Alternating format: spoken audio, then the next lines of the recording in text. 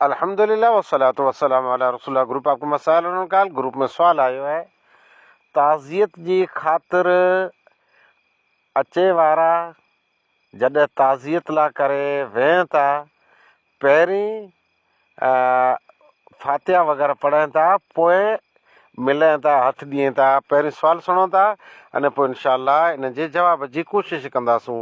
खुश आमदेद, भली कारां जो सुवाल फरमायो जी। अस्सलामु अलैकुम वरहमतुल्लाहि वबरकातुहू। वालेकुम सलाम वरहमतुल्लाहि वबरकातुहू जी। जी शेख मौलाना सुलेमान मोहम्मद ईसा वकीदुल्लाह, उम्मीद है कि आई बसर आशीष होंदा। अल्हम्दुलिल्लाह। जी शेख, मुझे को सवाल है कि जो माण्हू ताजियत ला करे अचे था, हर शख्स जो फातिहा पढ़े तो करो ये फातिहा कुरान ऐं हदीस जी रोशनी में साबित है या न? करो यह ताज़ियत कुरान अने हदीस जी रोशनी में साबित आहे या न? मुमकिन है त हर इंसान मैयत के कंध कुलो नथो ॾेई सघे। रिश्तेदार, अज़ीज़, जान पहचान वारा अने आम जनरल मुसलमान जेको जित सुणे था मैयत जे बारे में अचनि था, कुलो ॾियनि था, पण अमुक नथा अची सघे।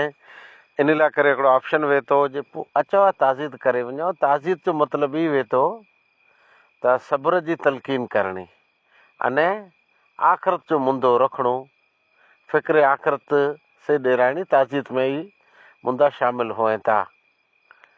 अच्छा, पाण अचूं था, अचींदे सर्द पंहिंजे अॻिले रस्म रिवाज जे मुताबिक़ सलाम करे अने जेको महिमान आयो ई जॾा जॻह मिले उते वेही रहियो, हथ खणे थो अने अमुक सूरूं पढ़े थो।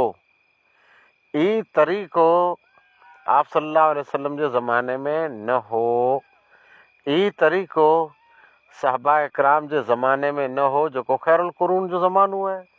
खुलफाए राशिदीन, अल महदीयीन, तंहिंजे ज़माने में पण ई तरीक़ो न हो।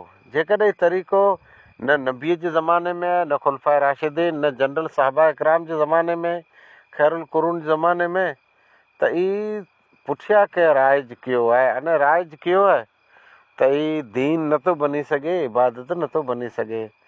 मैयत जे बारे में पाण जित सो उते पाण दुआ ॾियूं, दुआ ॾियूं जे अल्लाहुम्मा मग़फ़िर लहू वरहमहू, अल्लाहुम्मा अदखिलहुमुल जन्नह, अल्लाहुम्मा वस्से क़ब्रहू। ई दुआ रही पाण ॾिनी। अच्छा, इते सूरत फातिहा ख़ासि पढ़णी। सूरत फातिहा जी फज़ीलत में केॾा पण न आहिनि।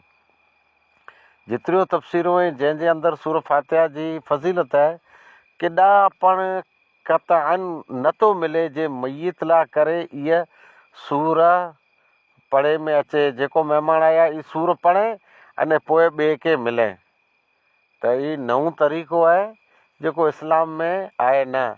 आप सल्लल्लाहु अलैहि वसल्लम जे दौर में 200 थी वधारे साहबा इकराम शहीद थिया हुआ। आगड़ पाछड़ मड़ भेरा न, बदर में, ओहद में, अने आगड़ पाछड़ अमुक तारीख़ में 256 चयो, जेतिरा हूंदा। बहरहाल केॾा पण साबित न जे उन जा रिश्तेदार अज़ीज़ पुठियां अचे अने सूर फातिहा पढ़े में ताज़ियत कयो हो, इन लेवल जी जेको पंहिंजी रही। अच्छा, पाण ॿई इहे पण ताज़ियत कयूं था जे अमुक जॻह ते 3 ॾींहं देगी चाढ़ीअ था अने खाओ बनायूं था, पोइ ख़ासि 3 ॾींहं जे दुआ जो एहतमाम कयूं था। हा, मैयत लाइ करे दुआ आहे, हिन में कीअं शक न आहे। वलदुन सालिहुन यदउ लहू, नेक औलाद दुआ मंगे उनखे मिले थी। आम जनरली मुस्लमान में दुआ कई त उहो उनखे मिले, पण 3 ॾींहं को फिक्स कयूं तंहिंखां पोइ 2 ॾींहं ॿिया वेंदा रहिया हुआ। उन ॾींहं में पण दुआ कई खपे। 3 ॾींहं दुआ कयूं, पुठियां चौथे ॾींहुं 5 ॾींहं भुली वञनि था। पाण हमेशह उन लाइ दुआ घुरई खपे। अने अमुक दुआ इबादत रही, त दुआ जे इबादत आहे त इबादत तौक़ीफ़ी इबादत आहे। प्रूफ खपे जे इहा दुआ आहे कि न आहे। जे साबित आहे त पाण मंगो, अने साबित न आहे त न मंगो। लिहाज़ा हर ताज़ियत में अचे वारो शख़्स जेको सूर फातिहा पढ़े थो, ई इबादत सम्झी करे पढ़े थो। अने